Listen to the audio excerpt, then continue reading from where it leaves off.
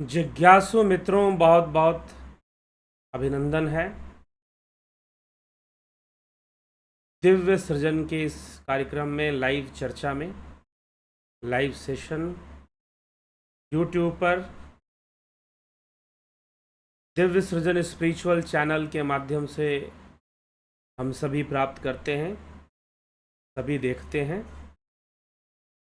तो हम आज का जो विषय है योग सूत्र, योग सूत्र पर आधारित यह विषय है और विषय है ईश्वर कौन है। ईश्वर कौन है? ईश्वर किसे कहा गया है?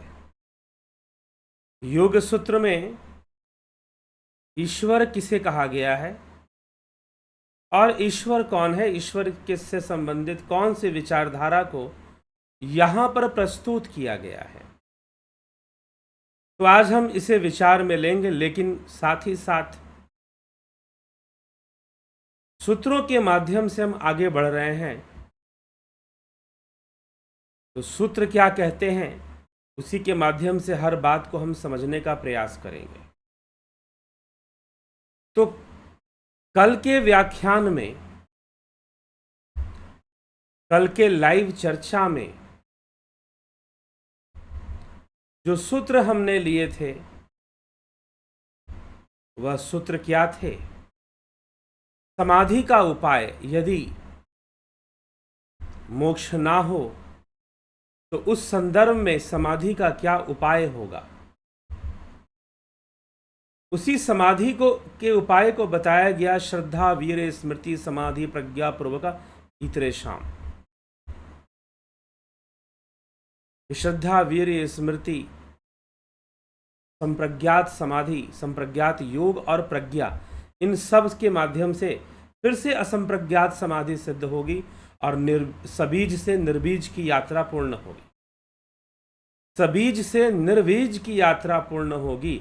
लेकिन किसकी यात्रा पूर्ण होगी? कौन पहले पहुंचेगा, कौन बाद में पहुंचेगा? इस यात्रा में, सबीज से निर्बीज की यात्रा में कौन पहले पहुंचेगा और कौन बाद में पहुंचेगा? तो ये प्रथम उपाय ही चल रहा है।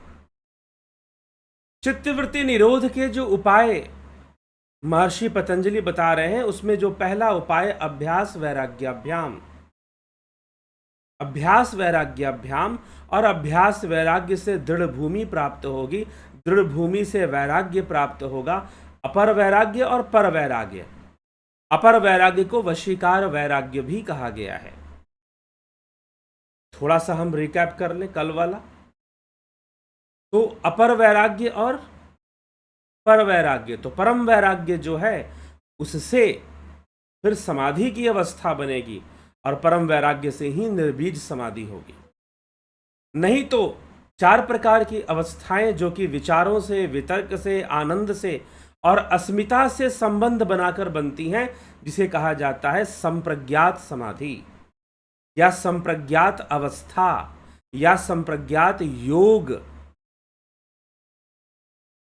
योग सूत्र में, सूत्रों के अंदर मात्र संप्रज्ञात अवस्था की बात की गई है, लेकिन वह अवस्था एकाग्रता का परिणाम है। समाधि है ही एकाग्रता का परिणाम। अभी हम जब विभूतिपाद में जाएंगे तो वहां पर समाधि क्यों होती है बताया जाएगा, परिणाम स्वरूप में किसके परिणाम में एक समाधि घटित होती है। तो वितर्क से संबंध युक्त होकर, विचार से संबंध युक्त होकर, फिर आनंद और अस्मिता से संबंध युक्त होकर जो अवस्था बनती है, जो समाधि जैसी अवस्था बनती है, उसे संप्रज्ञात समाधि या संप्रज्ञात योग कहा गया है। लेकिन पर वैराग्य से, परम वैराग्य से जो अवस्था बनेगी, और परम वैराग्य की प्राप्ति कैसे होगी? तो आत्मज्ञान से होगी, तो पुरुष ख्याति से होगी। ये सब हम पीछे चर्चा कर चुके हैं। मैं आपको बता रहा हूं ताकि आगे की चीजें उसी कनेक्शन में आगे बढ़ रही हैं। कोई अलग विषय नहीं चल रहा है, वह एक ही विषय आगे बढ़ रहा है। तो संप्रज्ञात और फिर असंप्रज्ञात, जिनको पुरुष ख्याति होती है, आत्मज्ञान होता है, वो असंप्रज्ञात अवस्था में दो अवस्थाएं, सबीज निर्बीज समाधि। सबीज को प्राप्त होंगे फिर निर्बीज को होंगे, लेकिन यदि निर्बीज को ना प्राप्त कर पाए तो सबीज के कारण फिर से पुनर्जन्म होगा। लेकिन वो पुनर्जन्म बहुत कठिन नहीं होगा, बहुत कष्टकारी नहीं होगा। उस पुनर्जन्म में शीघ्र ही योगी अपने पिछले संस्कारों के कारण शीघ्रता से निर्बीज अवस्था को प्राप्त करेगा, शीघ्रता से कैवल्य को प्राप्त कर लेगा। और नहीं कर पाया, सबीज को भी प्राप्त ना कर पाया, तो फिर से उसे जो नियमित उपाय हैं उन उपायों का सहारा उसे लेना पड़ेगा। और वो उपाय कौन कौन से हैं? उपाय कौन कौन से हैं? श्रद्धा, वीर्य, स्मृति, संप्रज्ञात, समाधि और प्रज्ञा पूर्वक इतरेशाम। इन उपायों से ही फिर दोबारा से उसको अपने कल्याण के लिए करना पड़ेगा। अब इसमें कौन पहले पहुंचेगा लक्ष्य तक, कौन पहले पहुंचेगा? तो 3 प्रकार के साधक बताए जा रहे हैं। 3 प्रकार के साधक हैं, उनमें से कौन पहले पहुंचेगा? तो महर्षि पतंजलि कहते हैं तीव्र संवेगानामासन्न, जिसकी साधना की गति तीव्र है उनकी निर्बीज समाधि शीघ्र होती है। जिनकी साधन गति तीव्र है उनकी निर्बीज समाधि शीघ्र होती है। और फिर कहते हैं मृदु मध्य अधिमात्र त्वात्व अधिमात्र त्वात तो अपि विशेषः।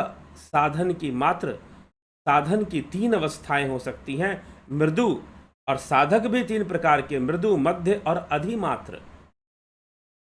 ठीक ना? मृदु, मध्य और ततः, अर्थात मृदु, मध्य, अधिमात्रत्वात्। साधन की मात्र हल्की, मध्यम और उच्च होने के कारण तीव्र संवेग वालों में भी काल का भेद हो जाता है। तो साधन की गति कैसी है? मृदु गति है, मध्य गति है या तीव्र गति है? यदि तीव्र गति है तो कैवल्य की प्राप्ति शीघ्र होगी, और यदि मृदु गति है तो बहुत धीमे धीमे होगी, हो सकता है कई जन्म लग जाए। और मध्य गति है तो भी हो सकता है कि मृत्यु तक शायद पूर्ण ना हो। तो तीव्र गति वालों को ही मात्र उस लक्ष्य की प्राप्ति होगी। अभ्यास और वैराग्य का यह रहस्य है। तो समाधि प्राप्ति अथवा चित्तवृत्ति निरोध का उपाय जो महर्षि पतंजलि बता रहे हैं, वो प्रथम उपाय है अभ्यास और वैराग्य। उस प्रथम उपाय के अंतर्गत जो बातें थी, चर्चा थी, वो यहां पे जाके समाप्त होती हैं कि 3 प्रकार के साधक हो सकते हैं, जिनकी साधना मृदु साधना हो सकती है, जिनकी साधना मध्यम गति वाली हो सकती है, और जिनकी साधना तीव्र गति वाली हो सकती है। उनके अभ्यास में तीव्रता हो सकती है, उनके अभ्यास में मध्यमा हो सकती है, उनके अभ्यास में मृदु, धीरे धीरे अभ्यास करने वाले, थोड़ा थोड़ा अभ्यास करने वाले हो सकते हैं। लेकिन एक और यहां पर विशेष बात है कि तीव्र गति, मध्यम गति और जो मृदु गति है, यह निर्भर किस पे करता है? जिसकी इच्छा शक्ति तीव्र है। जिसकी इच्छा शक्ति तीव्र है। मात्र जबरदस्ती बैठने से नहीं होता, मात्र जबरदस्ती बैठने से नहीं होता। जिसकी इच्छा शक्ति अति तीव्र है, जो करने के लिए तैयार है, जो प्रतीक्षा धैर्य रखा हुआ है और धैर्य पूर्वक लगा हुआ है आगे बढ़ने में, तो जिसकी इच्छा शक्ति तीव्र होगी वही पहुंच पाता है। जो धैर्यहीन लोग हैं, थोड़ी सी कभी अचानक जोश में आ गए और खूब साधना कर दी, 7 घंटे, 8 घंटे, 9 घंटे, ऐसे मैंने कुछ लोगों को एक व्यक्ति को देखा था बैठे, लेकिन फिर बाद में अचानक कुछ वर्षों बाद पता चला वो कोई साधना नहीं करते, कुछ भी नहीं करते। तो बड़ी विचित्र सी अवस्था बन जाती है। फिर क्यों छोड़ दिया सब कुछ? तो इस प्रकार से तीव्र गति का कहने का मतलब ये नहीं कि जबरदस्ती फोर्सफुली हम किए जा रहे, वैसी तीव्र इच्छा शक्ति होनी चाहिए, तब जाकर हो पाती है, तब जाकर हो पाती है। विल पावर होना चाहिए, धैर्य होना चाहिए कि हाँ लक्ष्य तो मिलेगा ही, लक्ष्य तो मिलेगा ही मिलेगा, नहीं मिलने का प्रश्न है।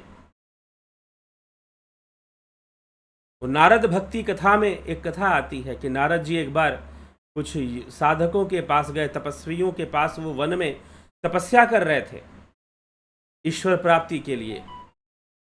तो उसमें से कई से पूछा कि भाई गए वहां पर, तो एक तपस्वी ने पूछा, एक भक्त ने पूछा कि गुरुदेव नारद मुनि, देव ऋषि, आप तो त्रिलोकदर्शी हैं, सब कुछ जानते हैं, प्रकृति के सारे रहस्य, तीनों लोगों के सब कुछ ज्ञान रखते हैं, आप हमें बताइए कि हमें हमारा लक्ष्य कब मिलेगा। तो फिर वो जो तपस्वी था उसको नारद जी ने समझाते हुए कहा कि तुम अपने जिस वृक्ष के नीचे बैठे ऊपर देखो। ताकि उसने ऊपर देखा तो बोला कि क्या दिखाई दिया? बोले कि वृक्ष के पत्ते दिखाई दे रहे हैं। तो वर्ष और लग जाएंगे, पत्तों में जितनी संख्या है उतने ही वर्ष। वो भी बड़ा हताश निराश हो गया। तीसरे योगी के पास गए, तीसरे भगत के पास गए। तो तीसरा भगत था, उसने भी पूछा कि मुझे भी बता दो कि कितने समय मुझे लगेंगे, मुझे कितना समय लग सकता है।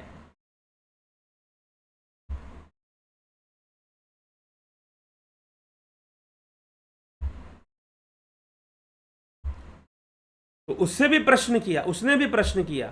तो देव ऋषि नारद ने, भाई तुम्हारे लिए भी वही उत्तर है। इस वृक्ष में जितने पत्ते हैं उतने समय लगेंगे।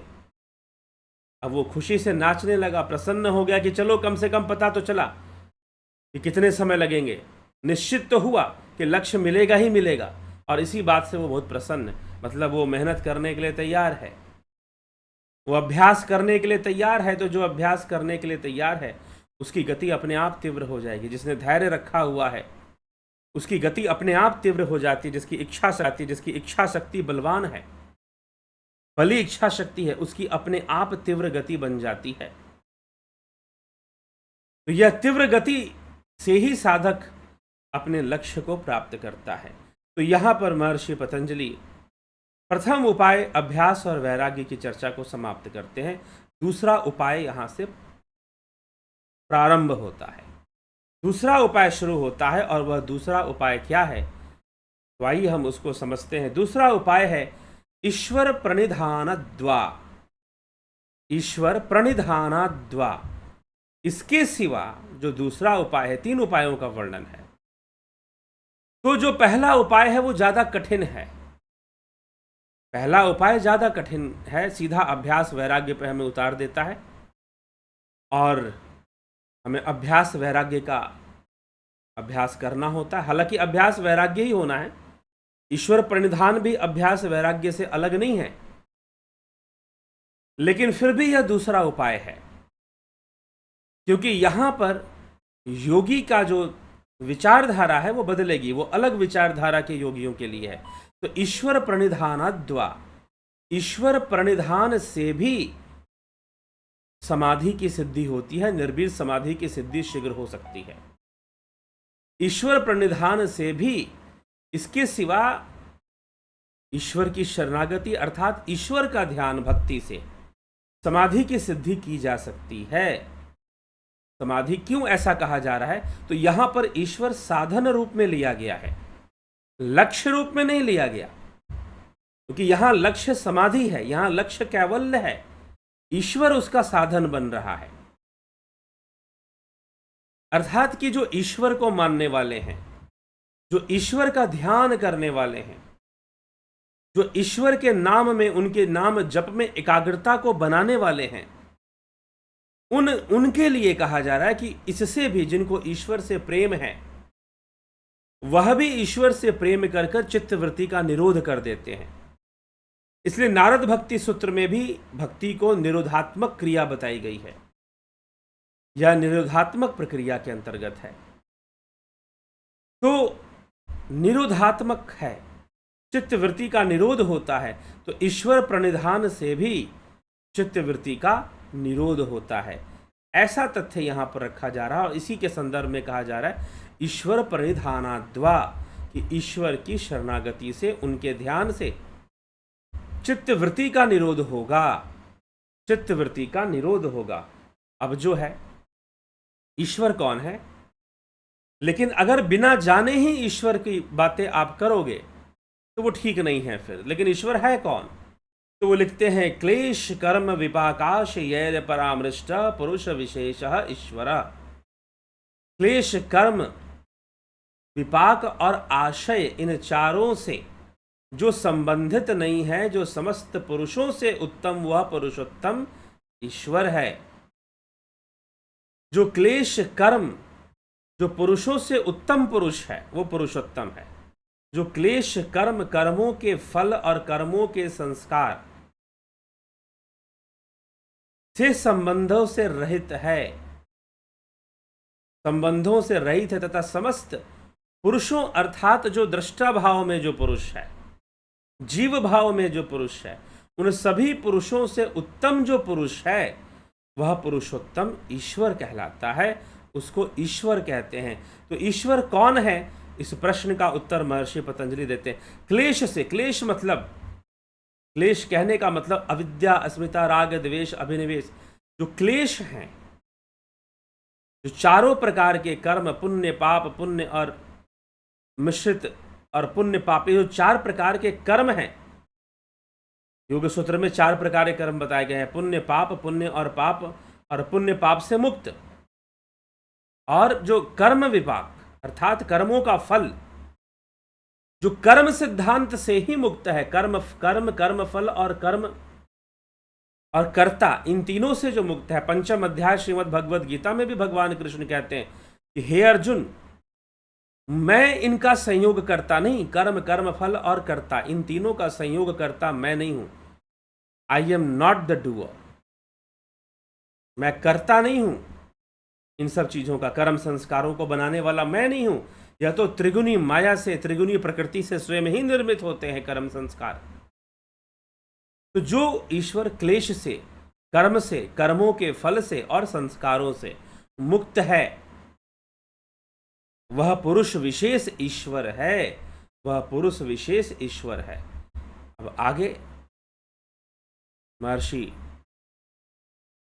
पतंजलि और इस विषय को ईश्वर के ही, क्योंकि ईश्वर प्रणिधान की चर्चा है, तो इसको और स्पष्ट करते हुए वो जो बातें कहते हैं हमें और समझना चाहिए।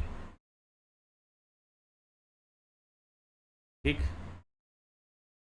तो आगे कहते हैं ईश्वर प्रणिधाद्वा, और फिर ईश्वर कौन है ये बताने के बाद वो लिखते हैं तत्र निरत श्यम सर्वगत्व बीजम, और ये जिस सर्वगत्व का बीज मात्र रहता है, वही उसमें निरतिशय अर्थात अनंत भाव धारण करता है। ईश्वर में अनंत भाव, जितना भी संसार है उन सब का बीज मात्र वह ईश्वर स्वयं है। उन सब का बीज सर्वज्ञत्व, तो सर्वज्ञ है वह सर्वज्ञ है।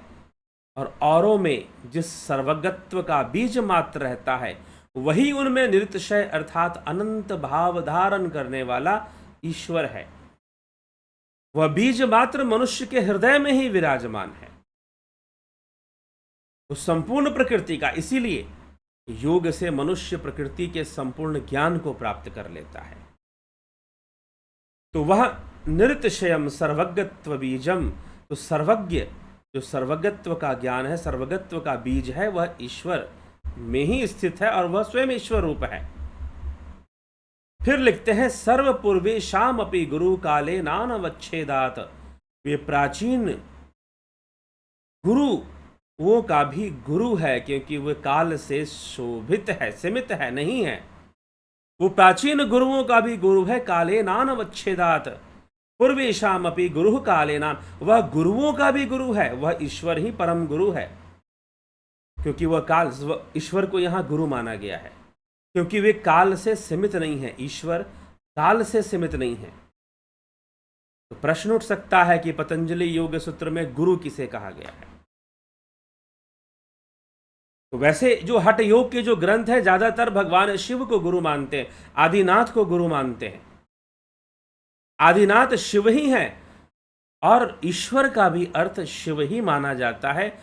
विशेष रूप से नाथ संप्रदाय में और दूसरे कई संप्रदायों में और दक्षिण भारत में आप तमिल क्षेत्र में, तमिलनाडु में जाएंगे, तमिल देश में जाएंगे, तो वहाँ पर आपको ईश्वर, जो लोग तमिल भाषा में ईश्वर बोलते हैं, वो ज़्यादातर भगवान शिव के लिए बोलते हैं। शिव मंदिर को ही ईश्वर मंदिर बोल देते हैं। तो ईश्वर, यहां पर जो ईश्वर है वो गुरुओं का भी गुरु है, वह परम गुरु। ईश्वर को गुरु कहा जा रहा है, गुरुओं का भी गुरु। मैं आपको ऐसे इसकी व्याख्या करते हुए बता रहा हूं, लेकिन यहां पर गुरु कहा जा रहा है। सपूर्वेशाम अपि गुरु काले नानवच्छेदात, वह गुरुओं का भी परम गुरु है, वह ईश्वर ही परम गुरु है, ऐसी व्याख्या प्राप्त हो रही है। ठीक, तो वह गुरुओं का भी परम गुरु, उसे गुरुओं का भी परम गुरु माना गया। क्यों? क्योंकि वह प्रेरणा स्रोत बन जाता है योग का, और जो साधक है मात्र ईश्वर का ध्यान करते हुए ही, मात्र ईश्वर का ही ध्यान करते हुए, उसी की उपासना करते हुए परम लक्ष्य को प्राप्त कर जाता है। ठीक, तो पूर्वेशामपि मतलब जो पूर्वज हैं उनका भी गुरु है। ऐसा नहीं कि हमारा ही गुरु है, हमारे जो पूर्वज हैं उनका भी गुरु है। पूर्व में जो हुए, काल के बंधन से मुक्त है, काले नानवच्छेदात, वह जो ईश्वर है, जो गुरुओं का भी गुरु है, वह क्या है? काल से मुक्त है, काले नानवच्छेदात। सृष्टि के आदि में जिनके हृदयों में ईश्वर वेदों का प्रकाश करता है, पूर्वज शब्द सब में प्रथम जन्म होने के कारण उन्हीं के लिए आता है। वह परम पूर्वज है, वो खुद भी पूर्वज है और वह खुद भी गुरु है, परम गुरु भी है। तो ईश्वर गुरु है, ईश्वर सबका गुरु है, ऐसा वर्णन यहां पर किया जा रहा है। तो योग सूत्र ने ईश्वर गुरु को माना है। अगर गुरु योग सूत्र के अनुसार आप गुरु को समझना चाहते हैं तो ईश्वर को ही गुरु माना गया है, ना कि किसी देहधारी को या फिर किसी व्यक्ति को गुरु माना जा रहा हो। ऐसा वर्णन योग सूत्र में नहीं मिलता है, और योग सूत्र में गुरु की व्याख्या है भी नहीं। यहां पर गुरु की चर्चा हो गई, आगे आने वाले सूत्रों में आपको गुरु का वर्णन नहीं मिलने वाला। ईश्वर को गुरु बता दिया गया कि ईश्वर ही गुरु है, और ईश्वर का ध्यान करते हुए योग प्रारंभ करना चाहिए। भक्ति योग का यह संदर्भ बन जाता है। यहाँ पर योग प्रारंभ करना चाहिए। ईश्वर कौन है पहले उसे समझना चाहिए। तो ईश्वर क्लेश से, कर्म से, संस्कारों से मुक्त जो है, क्लेश से, काल से, कर्म से, संस्कारों से जो मुक्त है सर्वदा, वह ईश्वर है, वह गुरुओं का भी गुरु है। इस तरह से ईश्वर के बारे में, ईश्वर के रहस्य को प्रकट किया गया। अब आगे ईश्वर के रहस्य को ही बताते हुए क्या लिखा जा रहा है, भाष्य क्या कहता है, हम विचार करते हैं। तस्य वाचकः प्रणव, तस्य वाचकः प्रणव, अर्थात उस ईश्वर का जो वाचक है वो प्रणव है। वाचक कहने का मतलब उसका प्रकाशक है, प्रणव से ही उसका प्रकाशक है। ज्यादातर टीकाओं में आपको यहां पर प्रणव का अर्थ ओंकार मिलेगा। जी हां, ओंकार ही है, इसमें कोई संशय नहीं है। तस्य वाचकः प्रणवः, वह जो वाचक है, ईश्वर का जो वाचक है वो क्या है? प्रणव है। प्रणव मतलब वो ईश्वर को प्रकाशक। अगर यदि आप ईश्वर तक, यहां पर ध्यान दीजिएगा, यह योग सूत्र है और योग सूत्र के अनुसार बातें हैं, हर जगह से मैच मत कीजिएगा, ठीक है? तो योग सूत्र के अनुसार ईश्वर का वाचक प्रणव है, और प्रणव के अभ्यास से कोई ईश्वर तक पहुंच सकता है। वाचक कहने का दो अर्थ है। वाचक मतलब ईश्वर का नाम प्रणव है, और वाचक कहने का मतलब ईश्वर का प्रकाशक प्रणव है। अर्थात प्रणव ईश्वर को प्रकाशित करेगा, ईश्वर को प्रकट करेगा, उसके रहस्य पर से पर्दा हटा देगा और आप ईश्वर तक पहुंच जाएंगे। लेकिन प्रणव क्या है? क्या मात्र मुख से ओम का उच्चारण करना प्रणव है? क्या उद्गीत ही प्रणव है? जी नहीं।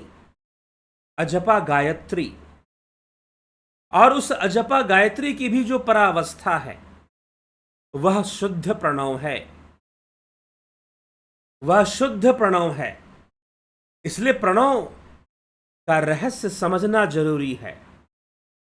आज बहुत सारे लोग प्रणव का नाम लेते हैं और प्रणव के नाम पर कोई माला लेकर ओम ओम ओम ओम जपता है, बोलता है, मानसिक जप कर लेता है। जी नहीं, प्रणव का अभ्यास ही बिल्कुल अलग है।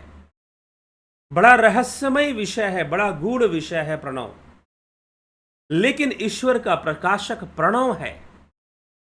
ईश्वर को जानना चाहते हो तो प्रणव साधना करना जरूरी है, और प्रणव साधना ही मुख्य साधना है ध्यान योग के कोर्स में। जो ऑनलाइन ध्यान योग का कोर्स चलता है उसमें प्रणव साधना ही सबसे मुख्य साधना बताई गई है। ऑनलाइन जो ध्यान योग का कोर्स चलता है उसमें प्रणव साधना ही सबसे मुख्य साधना है। लेकिन प्रणव साधना क्या है, प्रणव का अभ्यास कैसे किया जाता है, उसकी सही विधि को जानने और समझने की आवश्यकता है। अजपा गायत्री के रहस्य से प्रणव का रहस्य प्रकट होता है, इसकी सूक्ष्मता प्रकट होती है, और उस सूक्ष्म प्रणव से अभ्यास करने से ईश्वर का रहस्य प्रकट हो जाता है। तो उसका वाचक प्रणव है, उसका नाम प्रणव है। प्रणव का अभ्यास करना पड़ेगा। टीका, जब आप इस सूत्र की टीका सुनेंगे तो ज्यादातर आपको यही मिलेगा कि ओंकार के लिए कहा गया। जी हाँ, ओंकार के लिए कहा गया, लेकिन कौन सा ओंकार? जो हम जिह्वा से उच्चारण करते हैं वो ओंकार नहीं, जो उच्चारण के परे है। उमा संहिता में भी लिखा गया कि वह शब्द ब्रह्म, ना ओंकार, ना मंत्र, ना बीज, ना अक्षर, उसका उच्चारण ही नहीं होता, उसका उच्चारण ही नहीं होता। वह उच्चारण से परे है, अव्यक्त है, अव्यक्त अक्षर है। वही वास्तविक प्रणव है, वही वास्तविक प्रणव है।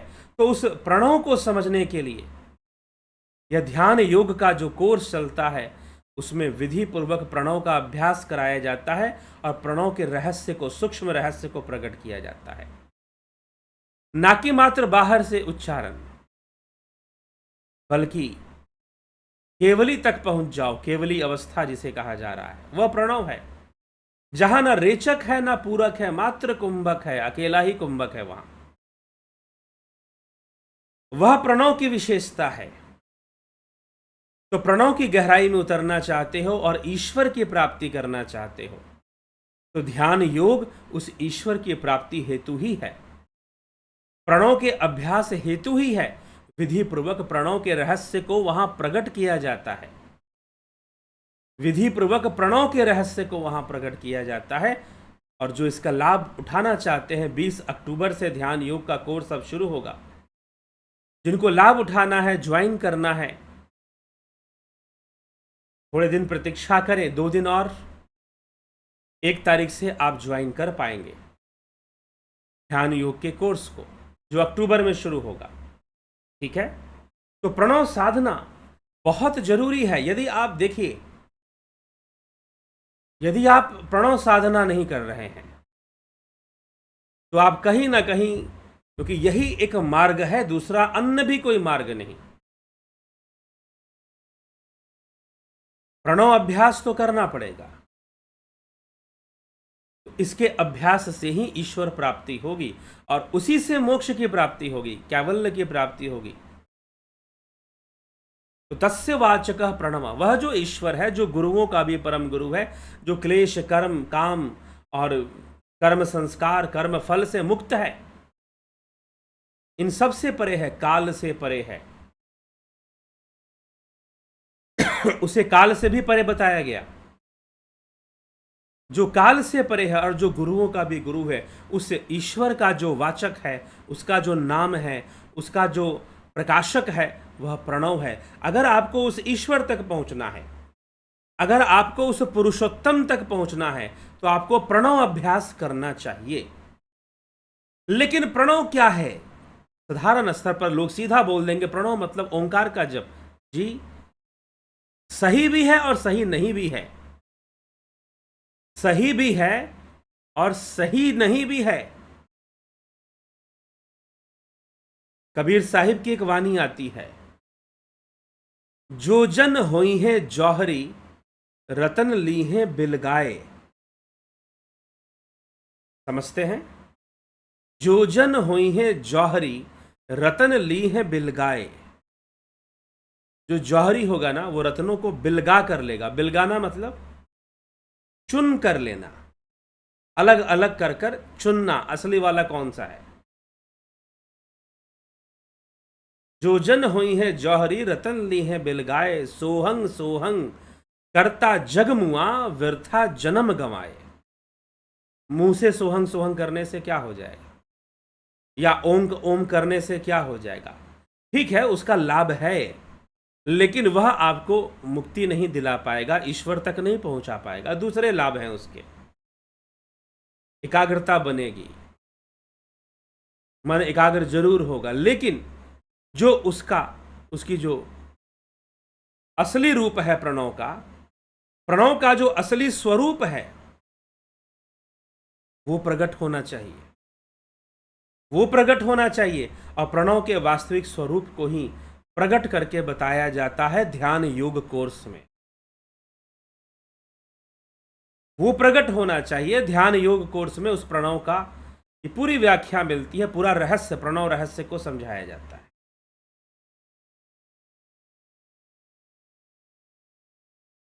ठीक है, तो जरूर उसका लाभ उठाइए। तो तस्य उस ईश्वर का वाचक प्रणव है। अब क्या करना है? पता चल गया कि उसका वाचक प्रणव है, तो फिर करना क्या है? फिर क्या करना चाहिए? तो योग सूत्र में महर्षि पतंजलि क्या कहते हैं, क्या करना चाहिए, कैसे अभ्यास करना चाहिए?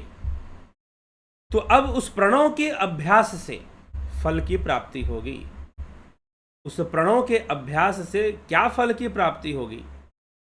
तज्जपस तदर्थ भावनम।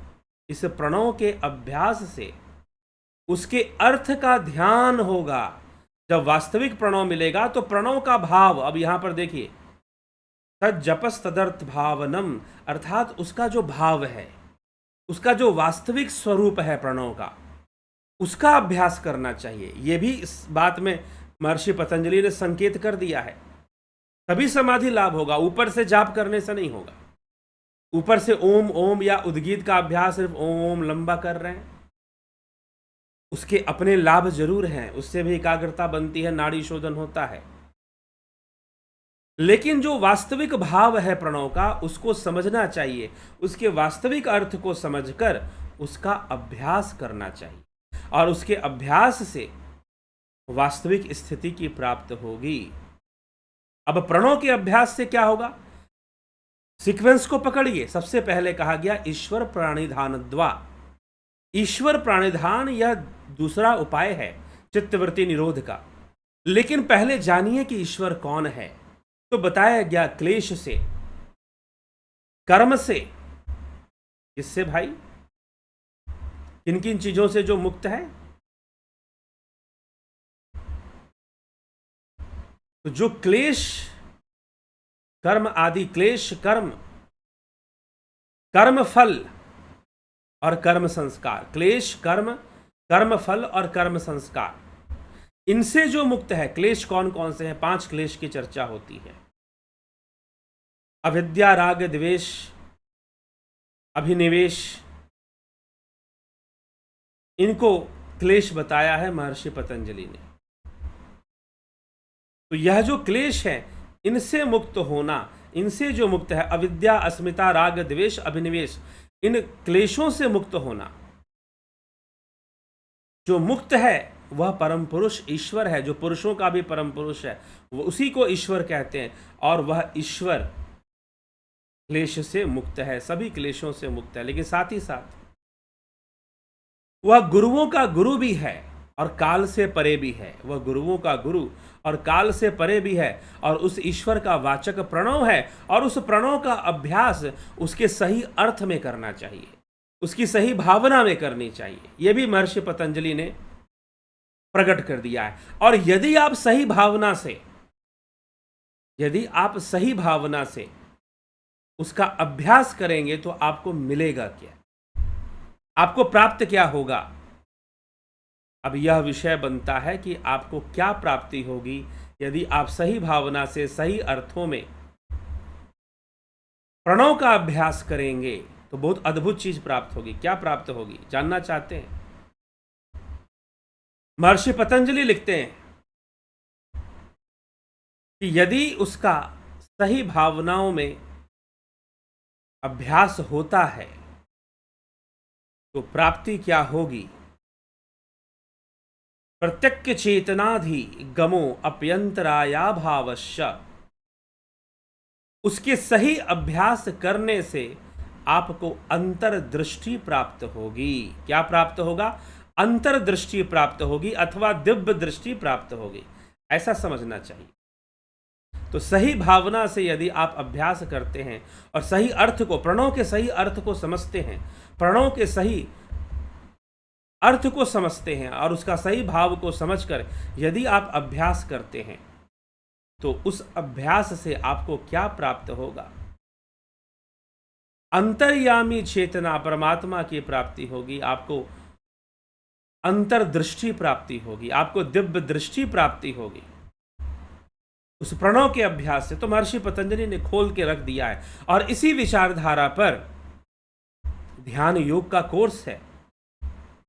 जिन लोगों ने ध्यान योग कोर्स कर लिया है वो इस सीक्वेंस को समझ पा रहे होंगे। वो समझ पा रहे होंगे कि जी हां, पहले प्रणव का अभ्यास होता है, फिर दिव्य दृष्टि प्राप्त होती है। ये प्रणव जिन्होंने भी ध्यान योग कोर्स किया है दे नो वेरी वेल, वो बहुत अच्छे से इस सारे सीक्वेंस को समझ जाएंगे। जिनका कोर्स पूरा हो चुका है, अभी कुछ लोगों का कोर्स चल रहा है, लेकिन जिनका पूरा हो चुका है, कोर्स कंप्लीट हो चुका है, वो ध्यान से सुने इस विषय को और आपको जो ध्यान योग में मिला है उसको भी जरा मैच करें और जो यहां बताया जा रहा है उसको भी जरा मैच करें। शास्त्र सम्मत विधि से आपको ध्यान योग सिखाया गया है और शास्त्र सम्मत विधि से अभ्यास करने से शास्त्र सम्मत लक्ष्य भी प्राप्त होता है, जीवन में वो आनंद सुख भी प्राप्त होता है। अभ्यास करना पड़ेगा, अभ्यास करना पड़ेगा। ध्यान योग का कोर्स कर लिया, अभ्यास करते नहीं है तो फिर क्या लाभ? अभ्यास करना तो आप, इसलिए अभ्यासी बनिए, डेली बैठिए। जो ध्यान योग की विधि आपको बताई गई है, साधना करने की विधि, डेली बैठिए उसमें। 1.5 घंटे का समय डेली दे तो बहुत ही अच्छी बात है, ज्यादा दे सके तो और अच्छी बात है। कम से कम 1 घंटा नहीं तो 45 मिनट तो जरूर बैठिए, इससे कम मत बैठिएगा। ये नहीं कि 2 मिनट बैठे और हो गया, 5 मिनट बैठे और हो गया, जी नहीं काम चलेगा। इससे कोई लाभ नहीं मिलने वाला 5 मिनट 2 मिनट से। एटलीस्ट 45 मिनट, कम से कम, न्यूनतम से न्यूनतम, न्यून से न्यून, कम से कम 45 मिनट्स। और 1.5 घंटा बैठते हैं तो बहुत अच्छी बात है, और उससे भी ज्यादा बैठते हैं तो बहुत से भी बहुत अच्छी बात है फिर तो। लेकिन कम से कम तो 45 मिनट बैठना ही पड़ेगा, नहीं तो ज्यादा कोई लाभ आपको मिलने वाला नहीं है। तो अभ्यास करना पड़ेगा। ध्यान योग की जो साधना बताई गई है वो इसी सीक्वेंस से बताई गई है कि पहले प्रणव का अभ्यास, प्रणव के बाद अंतर्दृष्टि की प्राप्ति हो जाएगी। और यहां पर भी यही बताया जा रहा है कि प्रणव का अभ्यास करेंगे, प्रणव से अंतर्दृष्टि की प्राप्ति होगी, अंतर्यामिता आ जाएगी आपके भीतर, आप उस ईश्वर को जान जाएंगे, उसकी प्राप्ति करेंगे, आप उस पुरुषोत्तम को जानेंगे, आप उस परम पुरुष को। ठीक है, तो ऐसी व्याख्या, ऐसी बात यहां पर ये सीक्वेंस में ये बातें चल रही हैं। तो ऐसा अभ्यास हमें करना चाहिए। तो ये पूरा सीक्वेंस जो चल रहा है ईश्वर प्रणिधान का है, ये दूसरा उपाय है। इसके अंतर्गत जो हमने अभी श्लोक देखे, ईश्वर प्रणिधान द्वार से लेकर अभी यहां तक तत् प्रत्यक्ष चेतनाधिगमो अप्यंतराया भावश्य, अर्थात अंतर्यामिता का भाव आ जाएगा, अंतर्दृष्टि विकसित होने लगेगी और योग के मानसिक एवं शारीरिक विघ्न समूह दूर हो जाएंगे, विघ्न समूह भी दूर हो जाएंगे। तो 29वां सूत्र 29 सूत्र है ये। लेकिन ईश्वर प्रणिधान कहां से शुरू होता है, किस सूत्र से शुरू होता है, वह भी हम जान लें। तो ईश्वर प्रणिधान 21वें 22वें क्षमा करें 23वें सूत्र से लेकर 29वें सूत्र तक, 23वें सूत्र से 29वें सूत्र तक महर्षि पतंजलि ने ईश्वर प्रणिधान का उपाय बताया है। 23वें से 29वें सूत्र तक ईश्वर प्रणिधान का उपाय बताया है। फिर चित्त की विक्षेप अवस्था के बारे में बताया, वो भी ईश्वर प्रणिधान के अंतर्गत उपाय है, लेकिन फिर भी एक अलग विषय हो जाता है, तो हम कल उसे देखेंगे। और उसके बाद तीसरे उपाय का वर्णन शुरू होगा। तीसरे उपाय का वर्णन शुरू होगा कि तीसरा उपाय क्या है।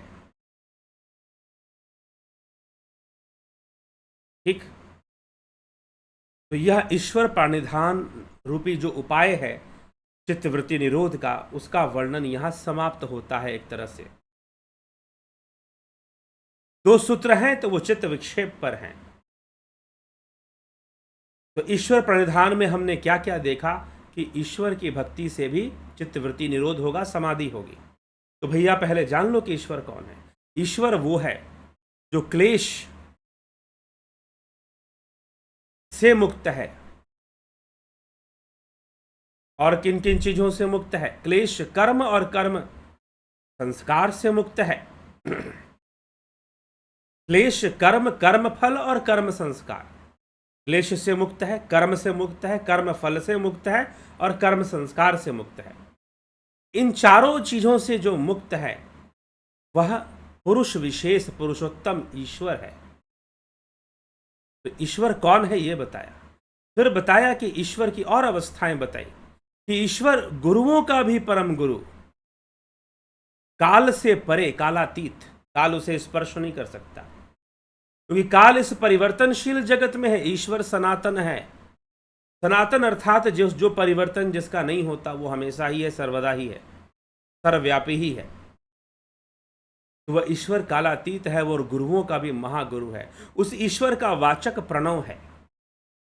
उस प्रणव का अभ्यास करना चाहिए। कैसे करना चाहिए? प्रणव के सही अर्थ को जानकर, उसके सही भाव को समझकर फिर उसका अभ्यास करना चाहिए, ना कि ऐसे ही। और उसका सही भाव ही तो समझने वाली बात है, वही प्रैक्टिकल है। वो ऐसे थ्योरी में समझ में नहीं आएगा, प्रैक्टिकल बैठना पड़ेगा साधना के लिए, सीखना पड़ेगा तब होगा। इसलिए ध्यान योग का कोर्स में यही सिखाया जाता है, प्रणव को ही सिखाया जाता है। प्रणव साधना ही ध्यान योग के कोर्स के अंदर मुख्य साधना है। और फिर आगे पीछे बहुत सारी साधनाएं हैं, नाद ध्यान है, ज्योतिर्ध्यान है, अंतर्दृष्टि की प्राप्ति कैसे होती है ये बताया गया है। तो महर्षि पतंजलि भी लिख रहे हैं कि प्रणव के अभ्यास से क्या होगा, प्रणव के नियमित अभ्यास से अंतर्दृष्टि का विकास हो जाएगा। अंतर्दृष्टि का विकास हो जाएगा। प्रणव के नियमित अभ्यास से अंतर्दृष्टि का विकास हो जाएगा, विकसित होगी अंतर्दृष्टि, और आप ईश प्राप्ति की ओर आगे बढ़ेंगे। तो यह दूसरा उपाय है ईश्वर प्रणिधान। तो ईश्वर के बारे में ही ये इतनी चर्चाएं हैं 23 से लेकर 29वें सूत्र तक। और दूसरा साधना पाद में क्रिया योग में भी ईश्वर प्रणिधान को रखा गया है। और फिर विभूति पाद में भी एक जगह पर ईश्वर प्रणिधान की चर्चा मिलती है। तो ईश्वर संबंधित इतनी चर्चाएं हैं। 195 सूत्र हैं, 195 सूत्र हैं आपके योग सूत्र में, और उनमें से लगभग 7-8 सूत्र ऐसे हैं, 7-8 सूत्र जिसमें ईश्वर की चर्चा मिलती है, ईश्वर के बारे में बताया जाता है। ठीक है, तो यह भी एक उपाय है, ईश्वर में भक्ति होना, ईश्वर में ध्यान होना, इससे भी चित्तवृत्ति निरोध होने लग जाता है। तो यह भी एक उपाय है। अब तीसरा उपाय क्या है? तीसरा उपाय और बताया है, शायद वही साधारण जनमानस के लिए है, और शायद सबसे सरल उपाय वही है जिसको बहुत आसानी से, शायद ईश्वर से प्रेम होना भी कठिन है, ईश्वर में मन का एकाग्र होना भी कठिन है, लेकिन जो तीसरा उपाय महर्षि पतंजलि ने बोला है, बताया, साधारण से साधारण व्यक्ति उसका प्रारंभ कर सकता है, शुरू कर सकता है। अभ्यास वैराग्य के माध्यम से चित्तवृत्तियों को रोकना, संकल्प शक्ति से, इच्छा शक्ति से रोकना सबके लिए बहुत सरल नहीं हो सकता। ईश्वर से प्रेम होना भी सबके लिए सरल नहीं हो सकता, लेकिन उससे भी सरल उपाय महर्षि पतंजलि ने बताया है। तो तीसरा उपाय वही होगा। प्रतीक्षा कीजिए, तीसरे उपाय पर हम चर्चा करेंगे। देखिए, एक और बात मैं बता दूं कि जितने भी उपाय बताए जा रहे हैं सब एक दूसरे से संबंधित हैं, बहुत एक दूसरे से अलग नहीं है, संबंधित उपाय ही चल रहे हैं वास्तव में। अब पहला बता दिया उन्होंने अभ्यास वैराग, तो अभ्यास तो हर जगह है ना। अगर उन्होंने कहा कि ईश्वर का वाचक प्रणव है, और प्रणव का अभ्यास तो करना पड़ेगा। अभ्यास और वैराग्य एक ऐसा मंत्र है कि ये हर जगह लागू होगा ही होगा, इसके बिना कोई काम नहीं चलने वाला। इसलिए भगवान कृष्ण ने अर्जुन से कहा, अभ्यासेन तु कौन्तेय वैराग्येन च गृह्यते। अर्जुन, अभ्यास वैराग्य का सहारा लेना पड़ेगा। असंशयम महाबाहो मनो दुर्निग्रहम चलम अभ्यासेन तु कौन्तेय वैराग्येन च गृह्यते। अभ्यास वैराग्य का सहारा लेना पड़ेगा आपको। ठीक है, तो हर जगह अभ्यास वैराग्य तो घुसने ही वाला है। लेकिन ये जो मैंने बताया ईश्वर के विषय में बातें, जो विद्यार्थी हैं जिनको नेट या फिर कोई एग्जाम देना होता है योग से संबंधित, वो जरूर नोट डाउन कर लेंगे इन सब टॉपिक्स को। ठीक है, तो चलिए इसी के साथ हम विराम देते हैं आज के इस व्याख्यान को, और देख लेते हैं आप सभी के कमेंट्स।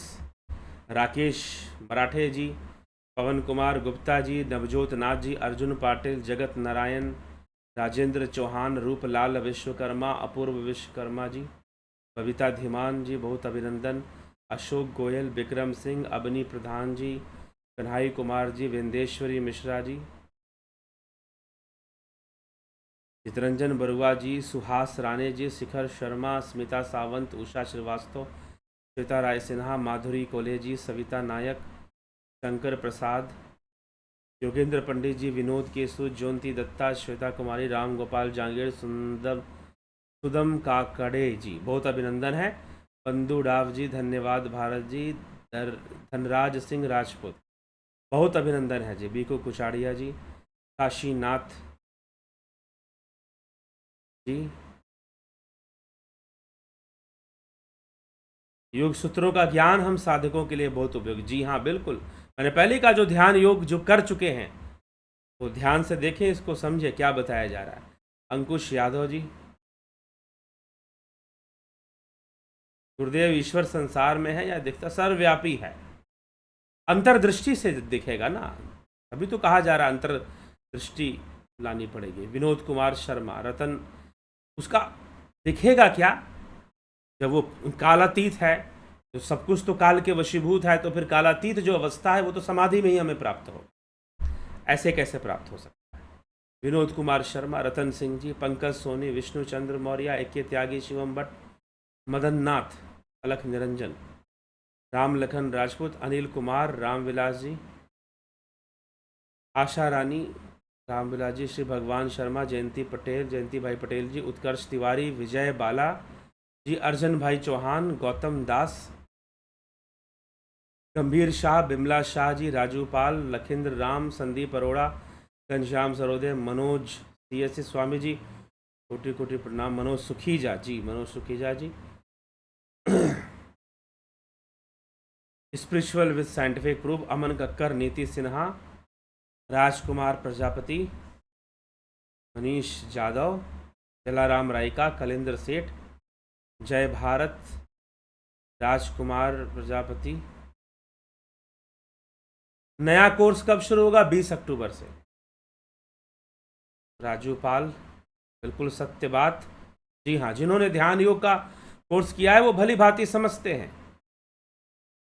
चंद्रेश्वर पांडे, श्वेता कुमारी जी, अवधेश कुमार, सविता नायक, योगेश सिंह जी, बहुत बहुत अभिनंदन है आप सभी का।